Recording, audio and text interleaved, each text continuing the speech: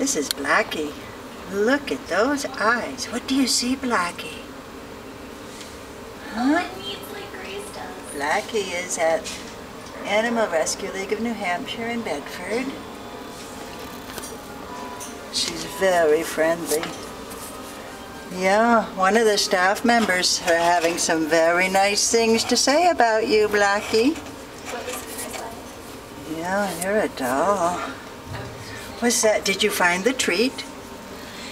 Oh, did I put a treat there? Oops, way to go. You're very dainty, aren't you? Gonna go chase it again? There you go, Blackie. There you go. That's a good girl. Good girl. All gone? What a sweet girl you are. Yes, you are, Blackie. You like those treats too, don't you? And you like to have a little scratching.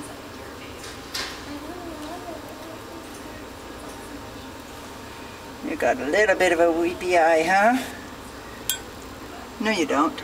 That's just the camera picking up something that's not there. Isn't that odd? You've just got kind of shiny fur in places. You have gorgeous fur, yes. You would like to have somebody help you brush it too, I bet. Mm-hmm.